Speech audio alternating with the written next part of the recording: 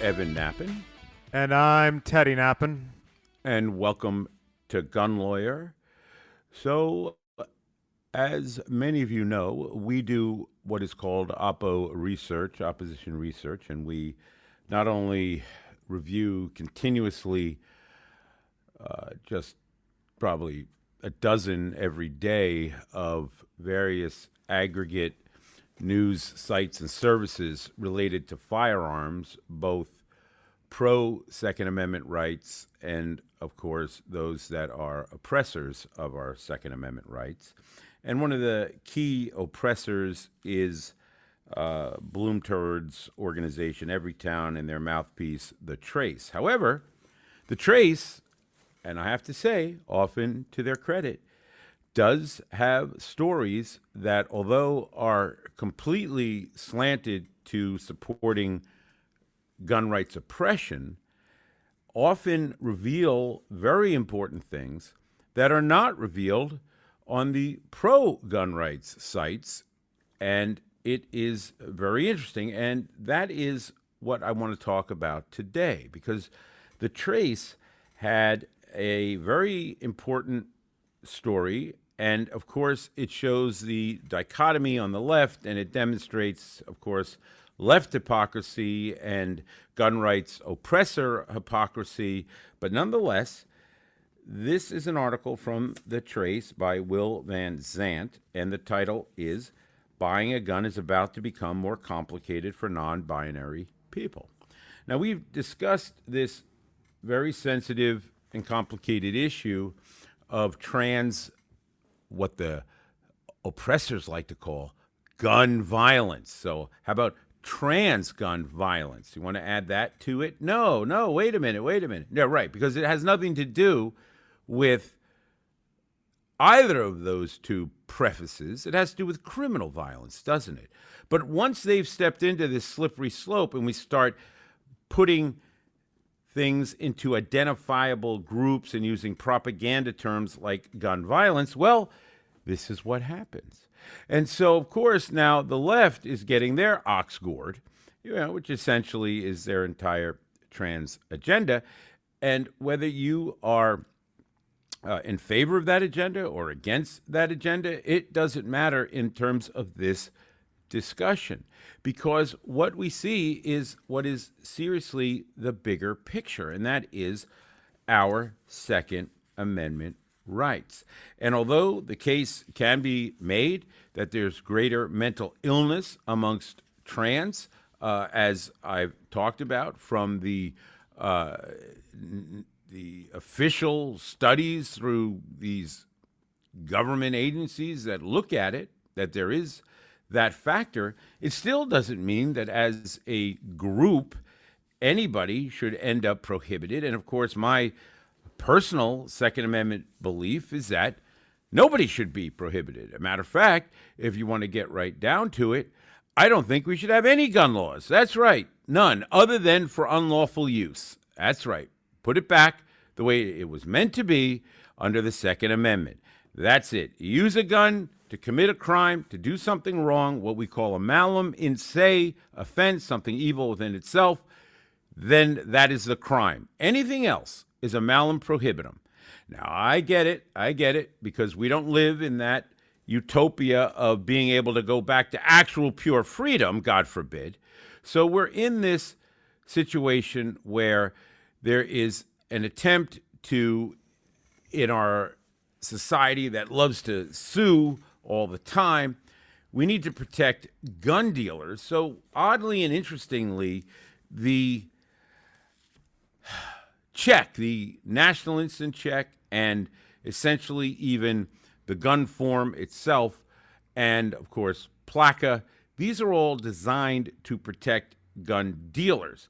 Now, on one hand, you should say, why should guns even be required to be licensed to be sold by dealers? I mean, that wasn't something that was, there were no gun dealers at the time of the Second Amendment that needed a license, or at the time of the Civil War that needed a license. But we now have this reality that we deal with. And unfortunately, it's grown to where, in effect, weaponization by either political party can take place. In reality, the 4473, which is the federal form that you fill out to buy a gun, there is no need for it at all. Okay, we should 86 to 4473. Let me tell you why. We have this so-called background check when you buy a gun from a dealer. Why do you have to fill out any form at all? Why can't you just show your government-approved identification, which is normally a driver's license, and then run the next check and you're either approved or denied? Why do we have to fill out a form? Why do we have to fill out a form with all this information answering all these questions? Because it is a trap. It is a trap designed to catch people who apparently and often inadvertently may give a wrong answer because it's so complicated. Do you know whether your juvenile mental health commitment from 20 years ago is now being viewed as an involuntary commitment or not? Did you realize whether or not your juvenile delinquency conviction is somehow a disqualifier? Did you realize that that old misdemeanor offense from years ago happened to be qualified as domestic violence, so you're actually a prohibited person? I mean, we can go on and on. And what happens is individuals get caught in this mess when we supposedly have a system that does the check. You want to identify the buyer, which even that, I would say, shouldn't even be necessary to happen. But okay, if the idea is for dealers to track who is sold a gun and who's not, if you pass the government check and you've identified that you're you, that should be all it takes. But that's not the reality, is it? It's not the reality at all. Instead, we have this form that is loaded with not only traps, but excess information that is frankly offensive in many ways. All right?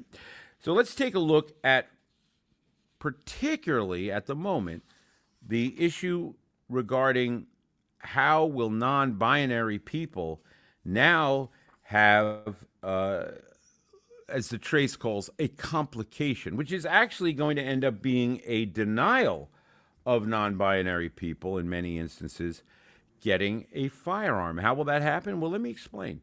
You see, on the form, on the 4473, there is a question that asks about your sex. And it originally was male or female. And that was it. It was based on the science. Imagine that. You're either a man or a woman. Now, I know we can get into the whole debate as to whether that's righteous or not, and we don't even have to go there, because what further happened is that about 13 states, possibly even more, have enacted for driver's licenses to say and have a choice of non-binary. And what we were finding is that under the old form, where you had to be male or female, individuals who had a non-binary on their driver's license they were denied a gun purchase because the form required you to be either male or female, and your ID did not reveal whether you're male or female. So anyone with a non-binary license indication, they were automatically denied their Second Amendment rights because the form did not include non-binary. Now, let me tell you something you may not realize.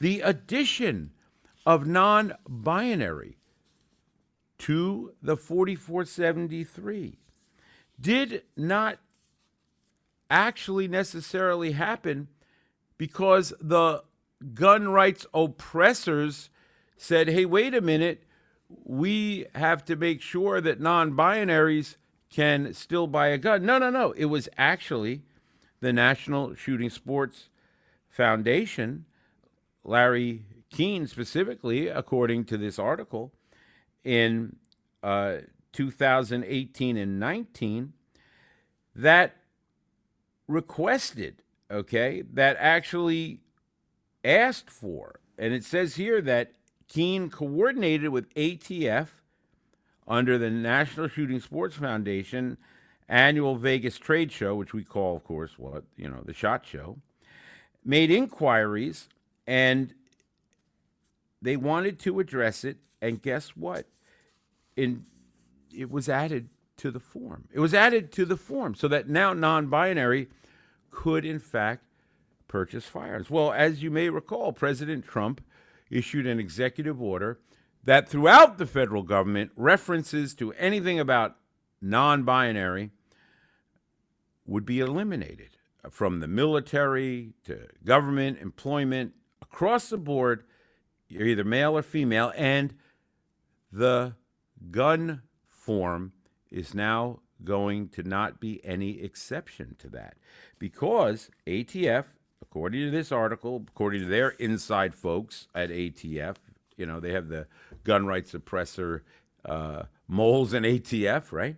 And what is happening is they're going to remove non-binary from the 4473. And therefore, we're going to go back to the old days prior to that 2018, 2019 issue. So people are going to get denied their ability to buy a firearm again from dealers unless their driver's license says, or their government photo ID identifies as male or female. So this appears to be happening. And so this is really fascinating, because now essentially what is of major concern on the left, the same folks politically behind oppressing our gun rights and the trace, right? This is a very important issue. Look through the whole Biden administration and you see this is now going to be a problem. Yet it was the pro-Second Amendment rights folks that helped to get the initial change. So this creates a really interesting political dynamic. And by the way, there is a group, I don't know if you even realize this group exists, but it's called the Liberal Gun Club. And they're a left-leaning gun rights group. And their spokesman of the Liberal Gun Club is Lara Smith. And according to the Trace, in an interview, she said, "I don't mean to be flippant as it sounds, but we knew when they were going to try this. Now it is not just trans people, it's people on the left that they're going to try and disarm, or political dissidents generally." So she's raising this issue, which, interestingly, the Trace does say all of the country's major gun rights organizations, including the National Rifle Association, the Second Amendment Foundation, and Gun Owners of America, and they have to add in, of course, which sees its mission as grounded in the Christian Bible. How about they see their mission as grounded in the Constitution, like you folks at the Trace should see it, but whatever, condemned the reported DOJ discussions. Quote, "I was pleasantly surprised about how quickly these big gun groups came out and said, no, you can't do this." But why is that? Because, of course, gun rights supporters support gun rights. And we're not going to be hypocrites about it, right? But here's the bigger issue. And the bigger issue is that the 4473 in its entirety needs to go. It needs to go. Why, for example, are you asked on the 4473, are you Hispanic or not? You have to either admit to your Hispanic heritage or deny Hispanic heritage. What does that have to do with anything? It has not, and the reason for it. Wasn't that to combine with the whole Fast and Furious Correct. operation? This was part of the anti-gun setup to try to make the so-called iron pipeline of guns going to Mexico, until it blew up in their face with Fast and Furious, where they actually supplied guns to cartels that ended up killing the agent Terry and causing havoc by guns supplied by our own government through that entire fiasco. So that killed their political approach to trying to ban firearms, particularly semi-automatics, because then they required rifle reporting if you buy more than one rifle, but only along the border states. And this was all part of this push. And you would think that pro-Hispanic groups would say, wait a minute, you shouldn't be discriminating about Hispanic heritage, but it doesn't stop there. Why you asked about race at all? Look, if you're going to tell me this is to identify who you are, that's what the ID does. Your driver's license or photographic government ID identifies you. You don't need any of that identification information at all. Not whether you're male, not whether you're female, not whether you're non-binary, not whether you're Hispanic, not whether you're an Eskimo. None of that. It doesn't matter. It's irrelevant. If they just want to identify the person who's acquiring the firearm for purposes of their record keeping in the acquisition disposition books, the driver's license does it. You don't need any form for that. And all those questions, well, look, it's real simple, folks. Do we have a NICS Do we have a NICS instant check or not? Why do we go beyond that? There's no reason for it. You should just give your license. It identifies you, if we're even going to accept that. But okay, if that's how we have to be, you take your license, they identify you, they run the NICS check, and either you're approved or denied. That's it. But that isn't how it is. So, interestingly, there's actually some kind of exciting news in the trace. It's buried in this article. But again, I haven't read this in any gun rights article, gun rights supporter article. In fact, it's the oppressors here that reveal this.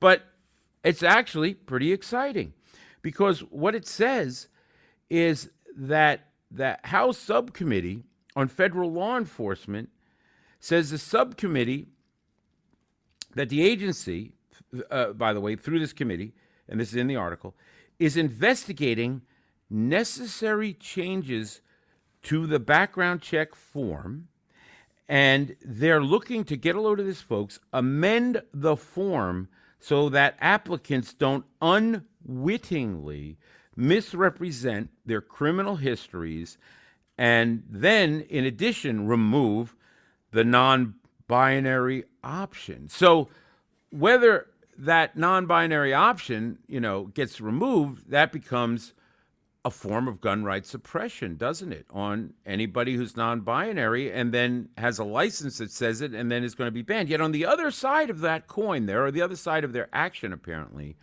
will be reform, at least some reform to the 4473, which should really be 86 completely, but at least we're gaining, on part of that statement, gaining some freedom and gaining some sanity, a bit of it anyway, on modifying that form so that people who may unwittingly make a statement aren't turned into federal felons, all right?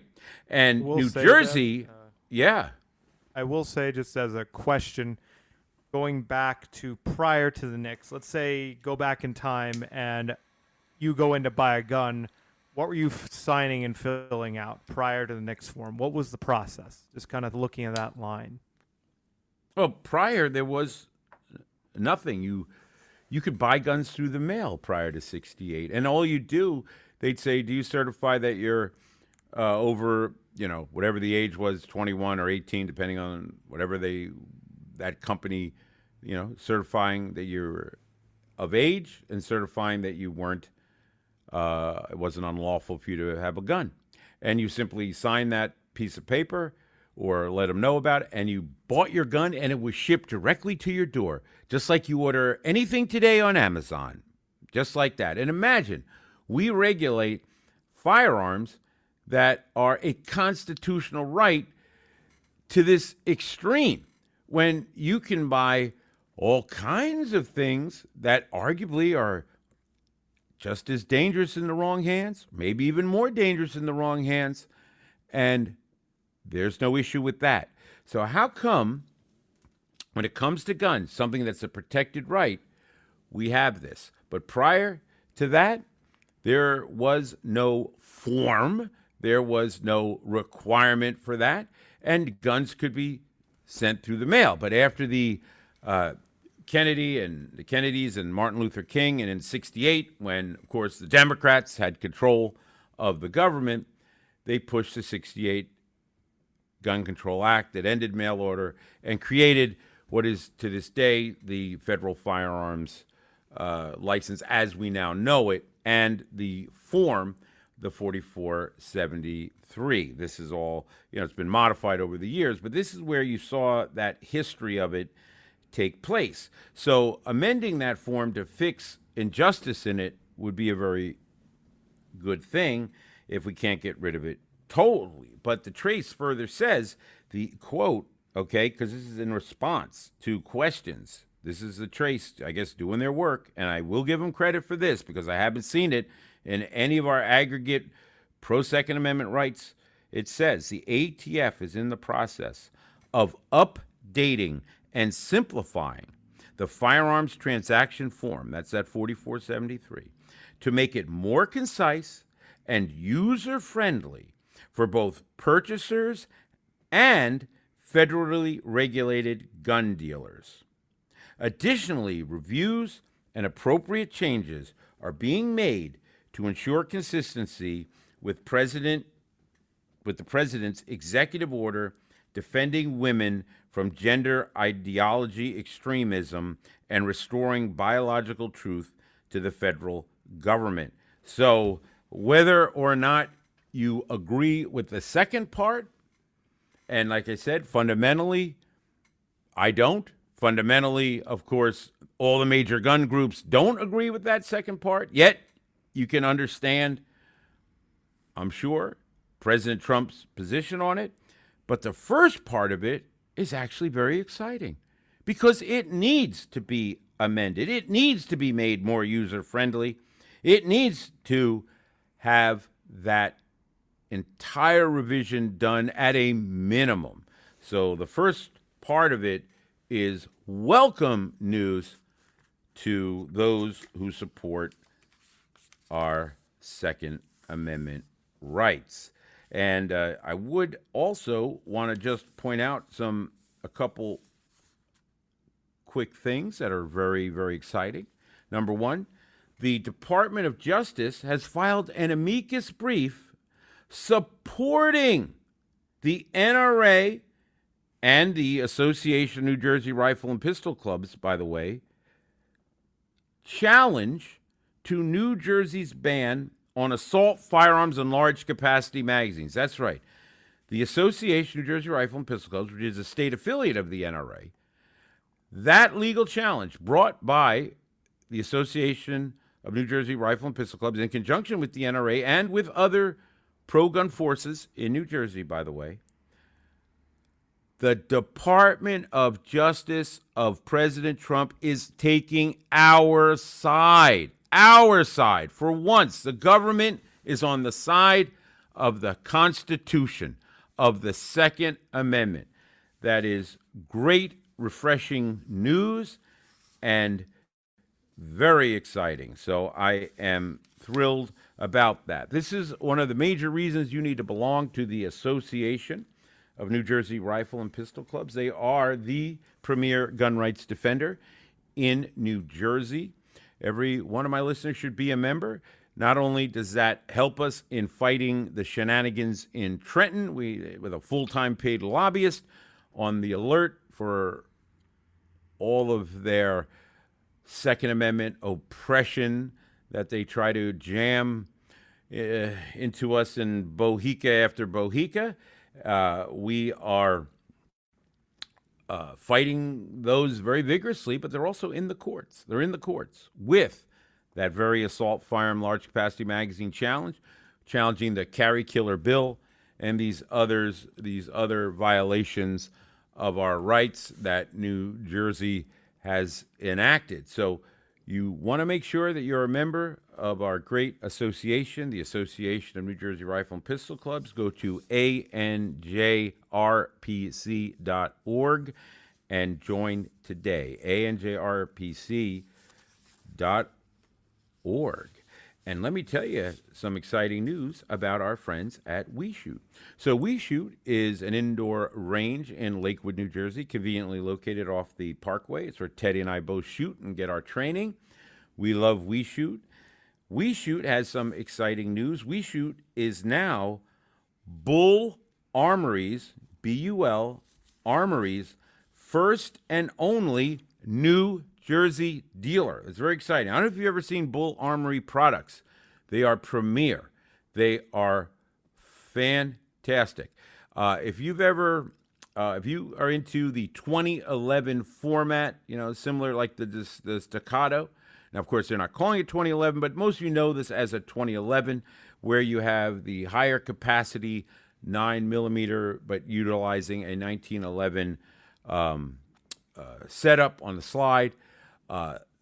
These guns are fantastic, and they are also more reasonable than Staccatos, and yet they are excellent guns. So I'm a big fan of anything that shoots. I'm not saying, you know, I'm not putting down Staccato. I own a couple, and I love them, but Bull Armory is really in a magnificent price competition, and they are definitely a competitor, and they are doing it really, really spectacularly.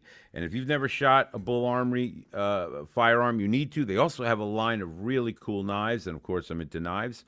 As you know, I have to strictly limit myself. It has to shoot or cut for me to like it. And therefore, their blades are very cool. They even have fixed blades in which the handle utilizes a 1911 grip. Very cool. And you can check out their blades and their firearms. And WeShoot is the first and only exclusive New Jersey dealer. So get down to WeShoot and check out the Bull Armory products. You will be amazed at how top of the line they are. They are really cool, really great. And by the way, WeShoot also has plenty of other firearms to fit whatever your needs are. They have the Ruger Precision Rimfire, right, which is your ultimate 22 trainer with an adjustable stock and a free-folding handguard. And of course, it is completely Jersey compliant, so it is a great gun. They are also have the Springfield Armory Echelon, which is a modular striker-fired 9, built for duty defense and customization with its central operating group chassis system. In other words, has a fire control unit and operates in that manner. So check out the Springfield. And you also have the Tissas 1911 DS. It's a classic 1911 design, and it has a double stack capacity and modern upgrades. And this is just a few of the really cool, great guns at WeShoot. And by the way, Molly is back, and she's asking, do you want to see more of her? One of the beautiful WeShoot girls. She's hitting targets and turning heads, and we're all here and for it. So there you go. So check out WeShoot's website for beautiful pictures of guns and WeShoot girls. And a matter of fact, why don't you go down to WeShoot and personally get acquainted with both? So check it out. And WeShoot is there to help you. They have the training you need to get your licensing and skills, and you will find that it is a place where you are treated like family, and everyone that goes there loves it, and I know you will too. Check out WeShootUSA.com, WeShootUSA.com, and let me also mention my book, which is New Jersey Gun Law, the Bible of New Jersey gun law. You need to have a copy of it. If you don't, you are sorely losing out on the information that can save your rights and keep you out of jail. The book is over 500 pages, 120 topics, all question and answer. Once you get the book, scan the front cover, get on my free and private subscriber base, and you will get all the alerts for law changes. You'll be able to immediately download the 2025 Comprehensive Update, which, by the way, has a standalone chapter on sensitive places. It is the book that is a must-have for every gun owner in New Jersey. Go to evannappen.com, evannappen.com. You'll see the big orange book right there. Click it, and you'll have your copy in days. Teddy, what do you have for us? Well, as you know, press checks are always free. And we always like to go back to looking at the various anti-gun agendas. I'm finding more and more that looking at their various arguments and things they push for, it's important to go back to history and to see what was the whole spark, what led to the creation, their current talking points. So we go back to everyone's favorite anti-gun outlet, The Trace, and I love this immediate article. It just caught my eye, and I thought, okay, yeah, this is the ultimate. This is how they're going to stop the mass shooters. They're going to stop the gun violence in the city of Philadelphia. Know what's going to stop it, Dad? Gun violence, Teddy? Yeah, gun violence. You know, I what know, their argument? I know. What? Philly's latest shooting prevention law is literally a sign in a window. Oh, signs. They work so well, like gun-free school zones and no guns allowed here. Oh, every criminal will obey a sign. I mean, signs are the most powerful tool to stop crime ever invented by man.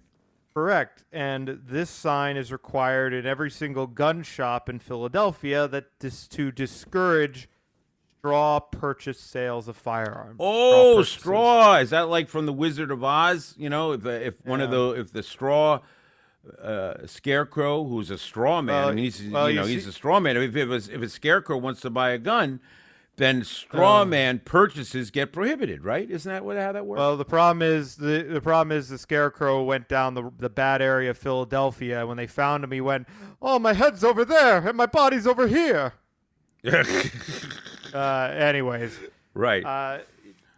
Just leaning off of that, it's this whole pushed agenda where they're requiring now every single gun shop in Philadelphia to have that sign to crack down on straw purchase sales of firearms. And it got me thinking, who did this? Who originally got this whole talking point of straw purchases? Because we've brought up about the famous case. It was Dorothy. It was Dorothy who was pissed at the scarecrow for not having a brain. Yep, it was Dorothy. Anyways, the going through, I actually pulled it up on the ATF's website, and in 2000, ATF, which they partnered with the National Shooting Sports Foundation to do. Wait a minute, the same folks that got non-binary added to the form? That same group? Yeah. Really? Isn't that interesting? Yeah, it's one of those where seeing this is what they do, where in the common sense ideology, we'd say, okay, yeah, we don't want criminals to have firearms, but they actually what that. it is we don't want dealers to sell a gun to somebody that shouldn't have it, because then the dealer gets sued out of existence by gun rights oppressors. Yeah, and so that would be the more common sense. But they, even when we try to find common ground, they abuse it. And to where if you go to any of the when I over here, sure enough, ATF Nashville field office teaming up with attorneys to crack down on straw purchases. And you go down to Giffords, you go to any other site. What are they arguing? We need to cut down on straw purchase sales.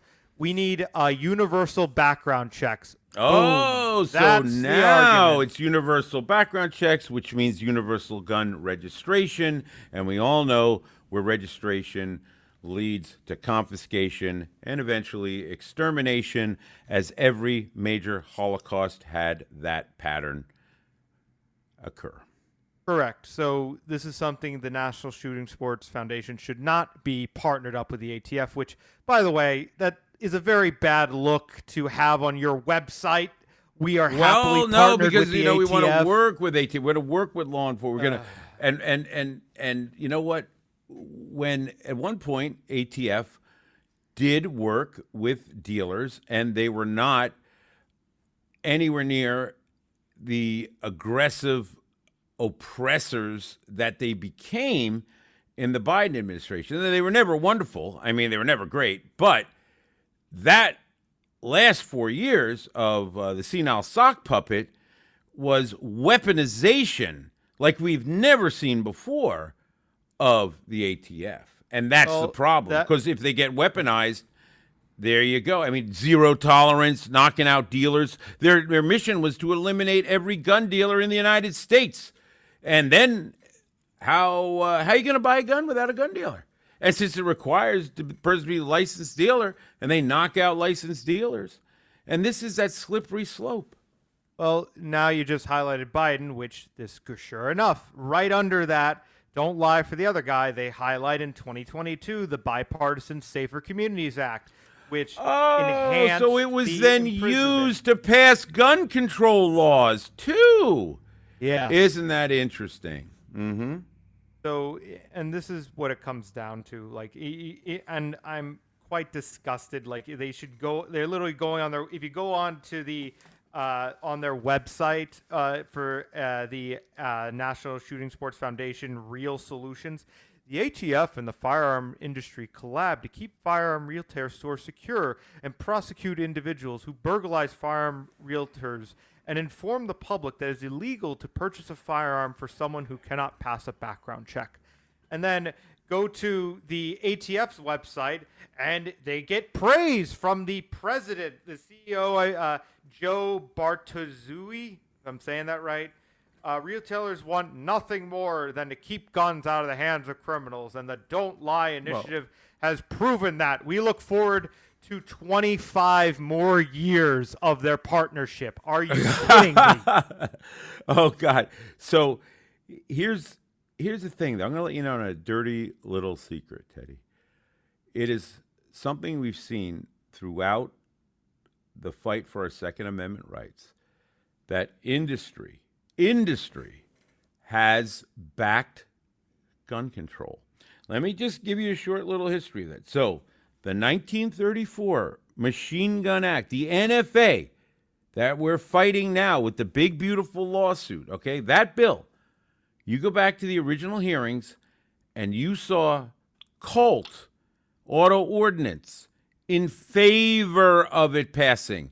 You saw the NRA supporting the passage of the National Firearms Act. That's a fact, folks. A matter of fact, if you have the book about the armed citizen that NRA put out, where they have all the great columns of the armed citizen, in that book is actually a copy of the announcement way back in the 30s that NRA made that after the passage of the National Firearm Act, they were proud of it, and they said, look, we've solved the gun control problem in the United States by passing this national law. Now, look, they were naive. They thought they were doing well. They thought they were doing good because of the states passing all different kind of patchwork quilt of gun laws, and they thought they could solve it with one federal law and stop the states from enacting their laws. But, of course, that didn't work. And as far as federal law was concerned, well, for a little over 30 years, there wasn't much else in federal gun law. But then 68 comes along, and the groundwork has been laid with a foundation of the prior national gun ban, right, the National Firearms Act, that was officially supported by the NRA back then. Now, I don't want to judge them by our enlightened understanding of the problems of doing that, back then. But they did, and it was a naive mistake for sure. But you had industry even then supporting it as well. And then, guess what? 68 Gun Control Act. You know who was supporting it? Major gun makers, because they wanted to stop military surplus guns from coming in, because that was affecting their manufacturing in the U.S.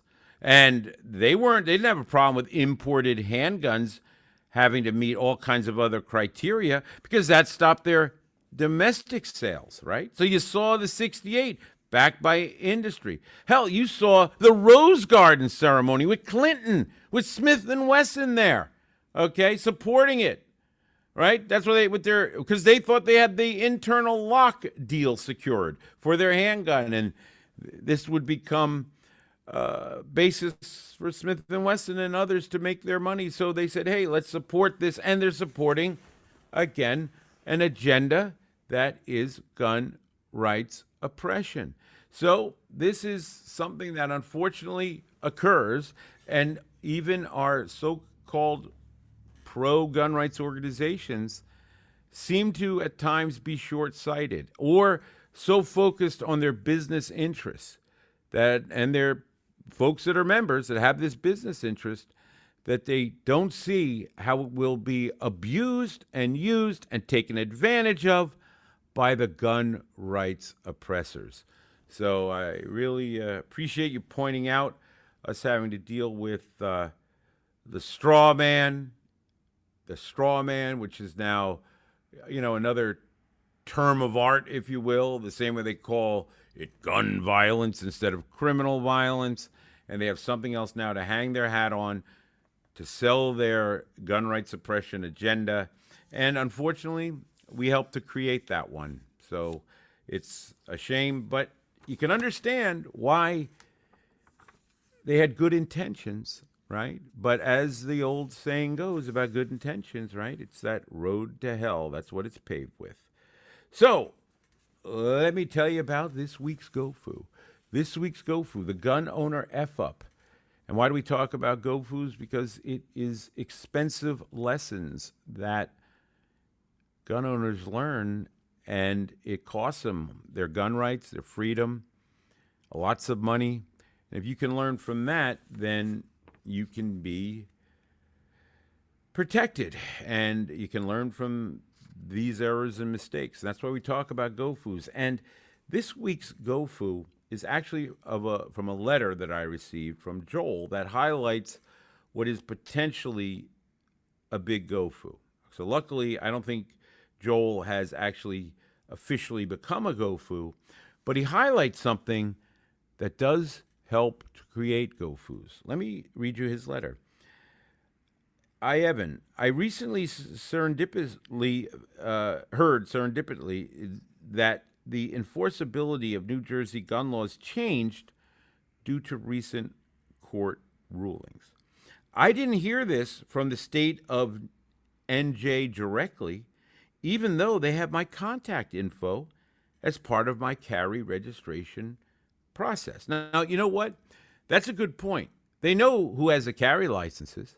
How come a bulletin isn't emailed, at a minimum emailed, if not mailed, from the state to carry permit holders, laying out the case law and what is and is not a sensitive place? Do we have any official informational booklet of any type put out by our government that explains where you can and cannot carry your handgun so you don't get into trouble? No, of course not, because they want you to get into trouble. The only thing out there that will help you is my book, New Jersey Gun Law, and download the 2025 update that has sensitive places explained. But our government doesn't send it out, and they know who the people are. And Joel goes on. While ignorance of the law is no excuse, is it in any way negligent of the state of New Jersey to charge me a fee to register for a permit, provide key contact information in the process, without subsequently using that info to directly inform me of the ways to use my permit significantly affected by formal legal changes? Now, the question, is that negligent? No, you can't sue them over that, not that I'm aware of. Is it something they should be doing? Hell yeah, they should be. But again, that's not part of their agenda. It's not part of what they want. They don't want you to be actually a law-abiding gun owner. There's very minimal done to that effect. And you're right, they could easily let us know, but they don't. And yet they should. Now, maybe they'll come out with something, because to the state police credit, they do actually have an FAQ on their website answering many gun questions, but they don't have any detailed FAQ on sensitive places. So at least if they did that in furtherance of their mission, which I'm thankful they at least have what they do have, it would help give guidance, because law-abiding gun owners want to stay law-abiding gun owners, all right?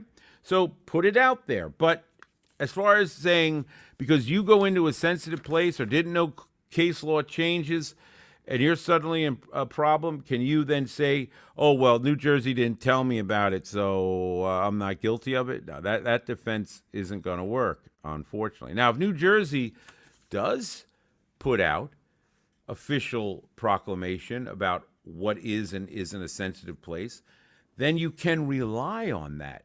And if a court ends up saying what they said was wrong, then actually, Joel, ignorance or mistake of law is a defense, a statutory defense in New Jersey, as long as you're relying on an official statement by the government. But their failure to do it does not give an ignorance or mistake of law argument. So that's probably one of the other reasons they don't want to do it, because they know then people can rely on it and would ultimately have a defense of ignorance or mistake of law. And then Joel goes on, especially at a time when court rulings can have substantial implications for legal gun owners with carry permits, at what point is the failure to directly notify registered permit holders an intentional act or omission on the part of the state? What are permit holders' legal obligations to actively stay up to date with court rulings on their own? And here's the deal. There isn't. There is no implication for failure to notify. There's no omission type argument by the government. No, ain't going to fly. And permit holders' obligations are to know and to obey the law. It is squarely placed on the gun owner to know all that. And so the go-foos are ready to happen. The government does not help in any way there on sensitive places to stop it. It is something that should be done across the board. They should be putting out all kinds of information. You know, look, if you want to hunt or fish in New Jersey, you can get the whole compendium right online that breaks down the laws so that you can be a lawful hunter, a lawful fisherman, a lawful trapper. Where's that for gun owners? Where's that for carrying your gun?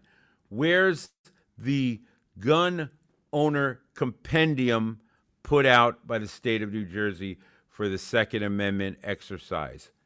It ain't there, folks. It ain't there. And it ain't there because of their gun rights suppression agenda. I'm telling you, this is what we deal with every day in the practice of gun law, of individuals who are law-abiding criminals. That's right. They're law-abiding and turned into criminals, and they are officially victims of New Jersey gun law. This is Evan Nappen and Teddy Nappen reminding you that gun laws don't protect honest citizens from criminals. They protect criminals from honest citizens. Gun Lawyer is a Counterthink media production. The music used in this broadcast was managed by Cosmo Music, New York, New York. Reach us by emailing evan@gun.lawyer. The information and opinions in this broadcast do not constitute legal advice. Consult a licensed attorney in your state.